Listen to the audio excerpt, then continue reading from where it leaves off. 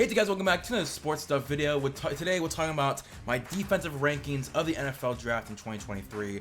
All the defensive players, my rankings of the top 3, plus some honorable mentions. But if you guys do enjoy this video, please do a like, comment, subscribe, hit the notification bell to be notified when I post next. Let's get into this video. So, talking about first the defensive linemen. This includes pass rushers and D tackles. Make sure it's very well known. It's pass rushers and D tackles basically. So, honorable mentions.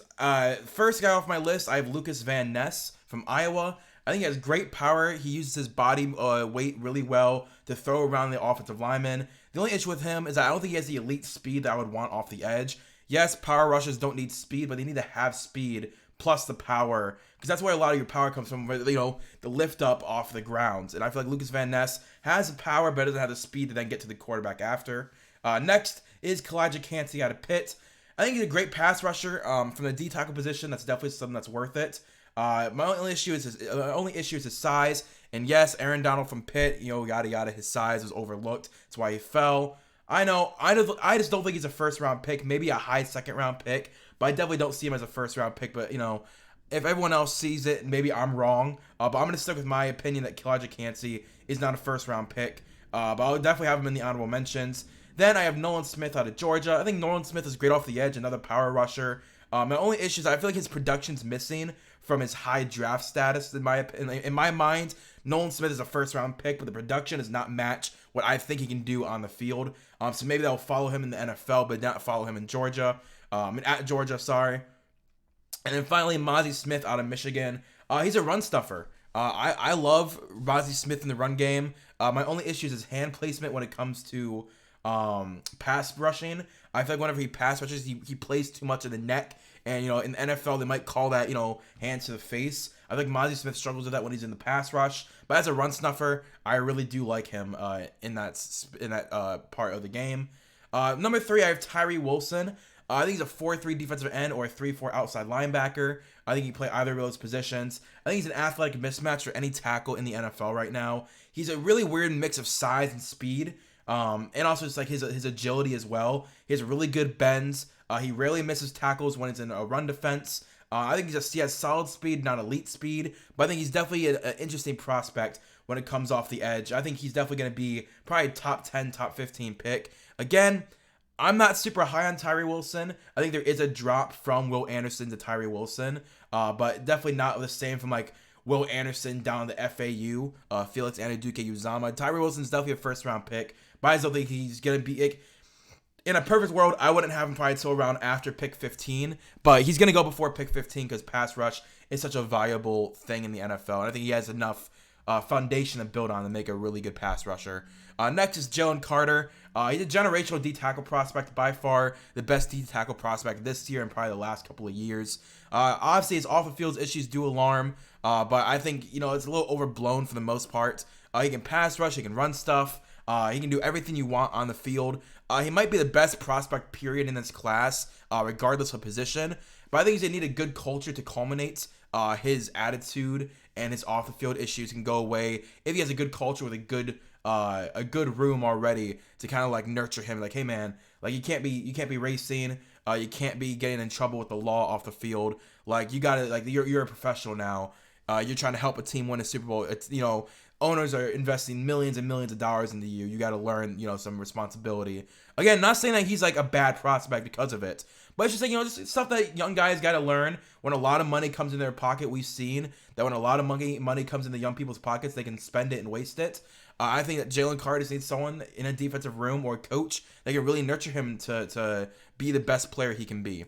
And next, I do have at number 1 on the defensive line, Will Anderson Jr. I think he's the best pass rusher by far in this class. He's explosive off the line, the prototypical 3-4 outside linebacker, Josh Allen-esque on the edge from Jacksonville.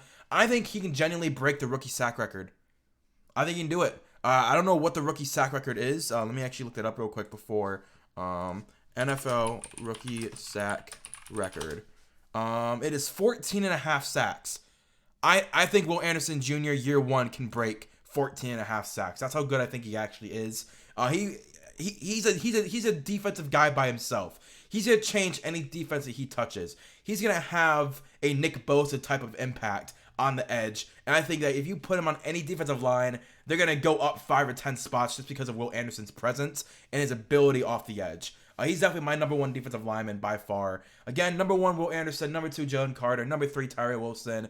And everyone else is kind of in a mesh of, they're all solid. And, they're not all bad, but none of them are the top 2 guys. Next, we have our off-ball linebackers. Honorable mentions, I have Daiyan Henley from Washington State. I think he's the best weak side linebacker in this class, but I feel like that's really where he's going to be stuck in. I don't think he can play Mike. I don't think he can play strong side linebacker. I think he is purely a weak side linebacker. And a team like the Buffalo Bills are a team that I think Daiyan Henley could really go to in the first round.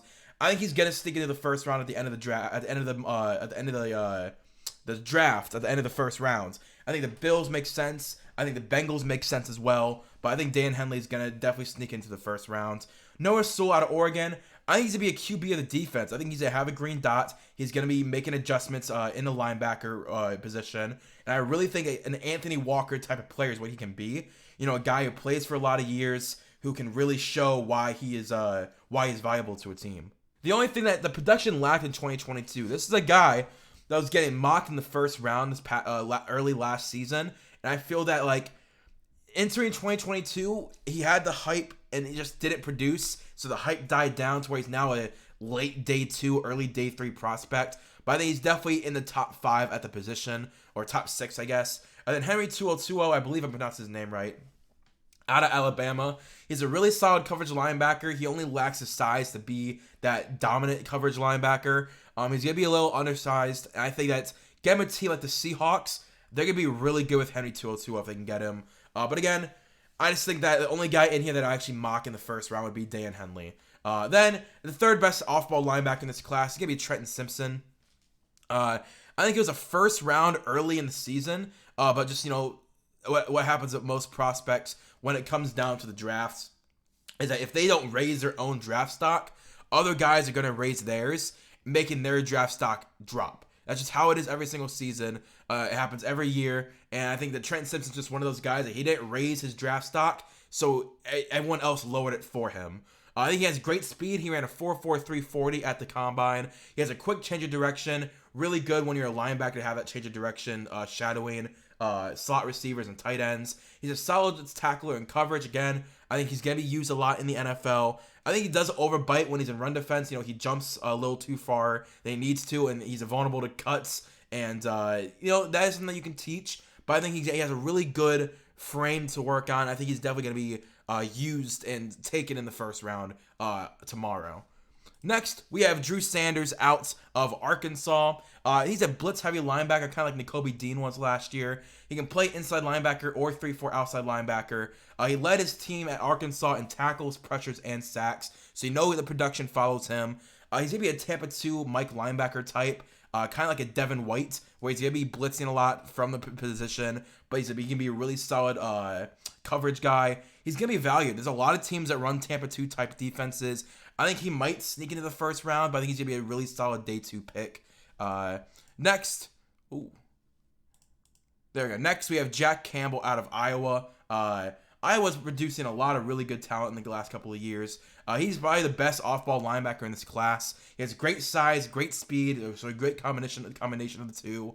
The thing is that production backs him up, just like Drew Sanders. He has really good production in the last couple of years. He's elite in coverage. The only thing that I would have for Jack Campbell, he needs to work on his health. He missed a lot of last season, and throughout his college career, he improved every year, but he also missed a game or two here or there. I think Jack Campbell needs to work on his health, but he can be a really solid linebacker. Again, wouldn't be surprised if he sneaks into the first round, but I think Jack Campbell's going to end up going in the first couple of picks of the second round.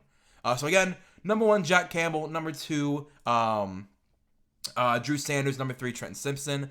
Then at corner, this will be where it becomes really fun. There's a lot of good corners. At corner, the honorable mentions I got is Deonte Banks at 4, out of Maryland. I think he's the best press coverage guy in this class. But the only issue that he's not a ball hawk. Only 2 interceptions in his college career. So if you want a guy who's just going to do his job, but not get a lot of interceptions, not a lot of turnovers, Deonte Banks is your guy. He's definitely going to be going in the first round. But I just don't like that. If you're a corner, I want a guy who can cause a lot of turnovers. I think Deonte Banks just isn't that guy. But he's definitely good at his job when it comes to coverage.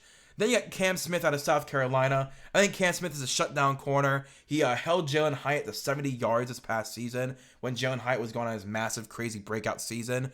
So he can definitely hold his own against deep route guys. The only issue is the run support. You know, when he's in the run support game, he doesn't break off from tackles a whole lot. So if a wide receiver is engaging him in a block for the run game, he just doesn't break away as good as you would want him to, or at all.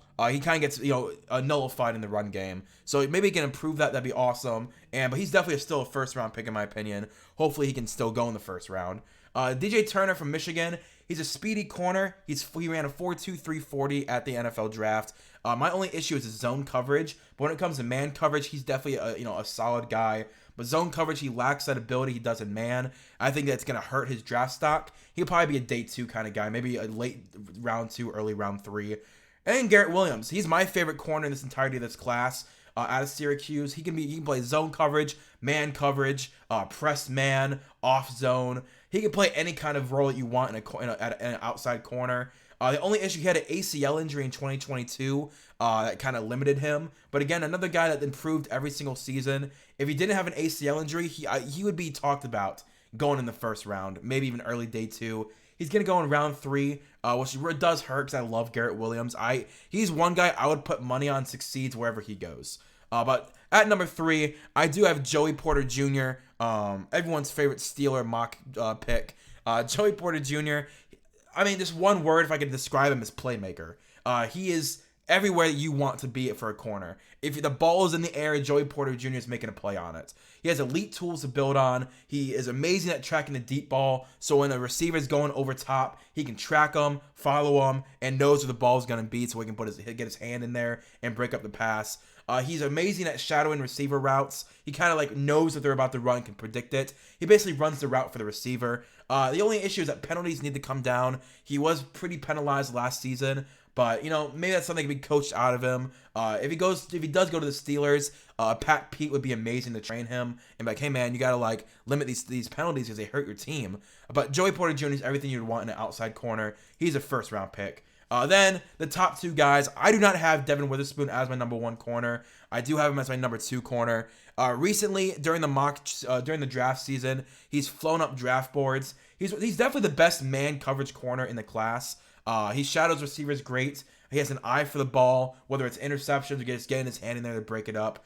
And what's most impressive, he got better every year in college football. Obviously, he had a breakout season in 2022, so now everyone wants him going number 5 overall. But I think he definitely needs to show more. Now, obviously, the whole reason is that you want to improve every year to where your last season in college football, you boom for the NFL draft.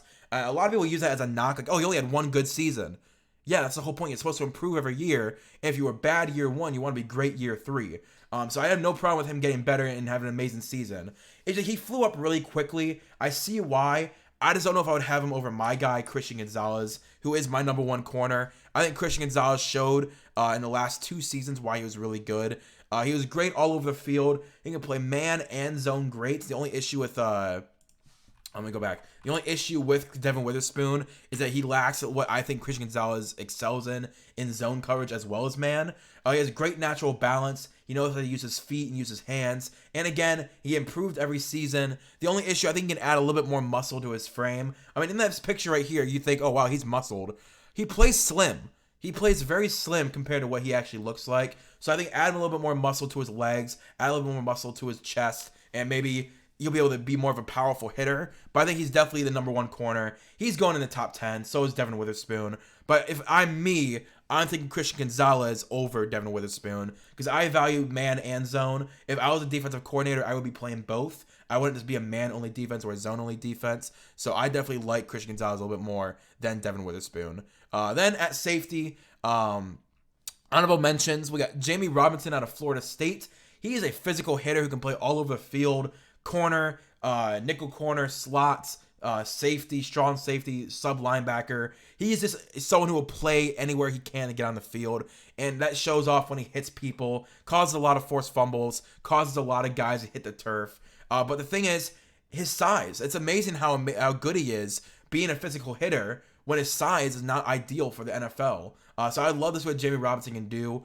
He's definitely going to be a pick probably in day 2, and I'm excited to see where he goes. JL Skinner out of Boise State. He's a great run support safety, amazing tackle in the run game. Injuries are my only issue with him.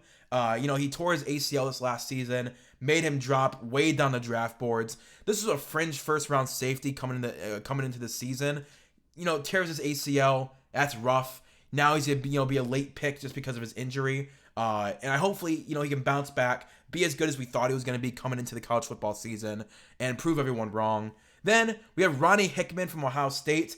This guy is a powerful hitter, which is why I think he's going to be a linebacker in the NFL. I think he lacks the speed to be a safety, but he has the IQ to be a sub linebacker, or just move full time to be a middle linebacker, kind of like Hamza Nasruddin, kind of like Divine Diablo. Ronnie Hickman's going to be a day 3 pick who converts to a linebacker and be amazing. And I already know it, so I'm happy that I'm calling it out early. Ronnie Hickman's going to be a linebacker in the NFL, but currently going to be drafted as a safety, probably in day 3, and show why he should have gone earlier. Then, my guy at safety is Trey Dean out of Florida. He's a great tackler, knows what to do in the run game and pass game. The only issue is interceptions. He dropped a lot of interceptions, or he didn't put his hands up to get a lot of interceptions. I think if you can teach him, hey man, you got to catch these sometimes, he's going to become a really solid third safety somewhere. I don't think he's going to be a starter, but I think in certain packages, Trey Dean's going to shine, and maybe in his 3rd or 4th season get a chance to start and shown, oh wow, we should have started this guy way earlier. Next, at number 3 overall, this is my true guy at safety, all right? Sidney Brown out of Illinois is my guy when it comes to safety. I love Trey Dean, but Sidney Brown, and about the last 3 or 4 weeks, I gotten into safeties and corners. Sidney Brown is one of the most impressive guys I've seen in this class. He is my sleeper safety. He had 6 interceptions last year with 8 forced incompletions on top of that. He's a ball hawk. He's a best athlete at safety. Now, again, best athlete, not the best safety. He's the best athlete at safety. He's great in run support, knows what to do in coverage. He's going to be electric in any secondary he goes to. Maybe a team like the Chargers have him at free safety and have, what is his name? Derwin James at strong safety.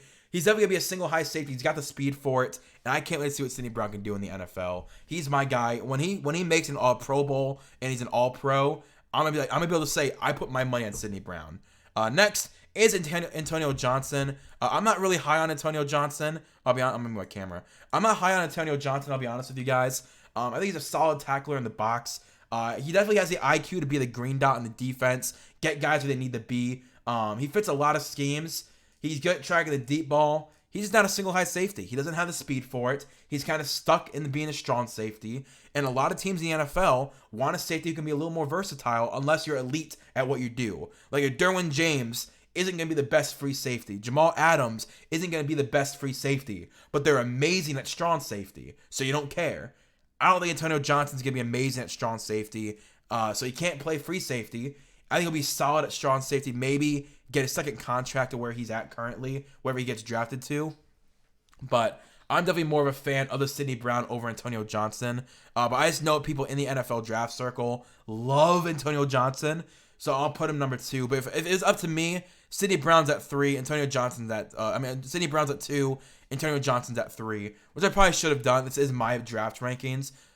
Yeah, it's my draft rankings. Wait a minute, it's my draft rankings. Sidney Brown number 2, Antonio Johnson number 3. I like Jamie Robinson, but I just don't think he's as good as Antonio Johnson. Yeah, Sidney Brown's at 2, Antonio Johnson's at 3. I'm changing my mind. Then, obviously, the best safety in this class is Brian Branch. Again, he's the absolute number 1 safety in this class. Should be a top 10 guy. Honestly, he might be a top 5 pure talent in this class, regardless of position. Just like Bijan Robinson, just like Jalen Carter. He's a top 5 guy in this class, but because of his position, isn't going to be drafted there. He's elite in zone coverage. He's great at safety, corner, nickel corner, sub linebacker. Move him anywhere in the pass rushing as well. Move him anywhere in the defense. He's going to be your movable weapon. Kind of like Kadarius Toney is a movable offensive weapon. Brian Branch is a movable defensive weapon. He's more pure athlete than pure safety. Like I said, he's the best safety in this class, but he's also a great athlete. And I love to see what they can do with him in the NFL. Look at his arms, man. This man is built. I really like Brian Branch. I think he's going to turn out to be one of the best safeties in this class. Again, I think he's another guy that if you want to build your secondary around him, you can do it. A team like the Eagles should absolutely grab a Brian Branch. I think he's just about the same as CJ Gardner-Johnson is currently. I think Brian Branch has a chance to be the only Hall of Fame safety in this class. Again, I'm not saying he's going to the Hall of Fame, but if any of them did go to the Hall of Fame, I would put money it's Brian Branch. He's that kind of talent, and I can't wait to see what he can do in the NFL. That is all for my defensive rankings. If you guys did enjoy, please leave a like, comment, subscribe. And if you differ with any of my opinions, let me know in the comments. Again, I'm really high in Sidney Brown, Trey Dean, Garrett Williams. Like, I love a lot of these depth guys that you can get in the second, third, fourth, fifth rounds that I know can be starters. So if you guys do agree or disagree, let me know in the comments. I'll see you guys later. Oh, and again, tomorrow, my final mock draft of the season will be coming out tomorrow. I'm excited. Tomorrow's the NFL draft. I will not be live streaming round 1. I will be doing a recap of round 1 after it's all over. I'm going to a draft party to enjoy it with some people. So I will be putting a video up after the draft of my recap, and I will be live for day 2. That's what I'm saying. I am going to be live for day 2. So see me day 2. But yeah, I'll see you guys later. Peace and bye.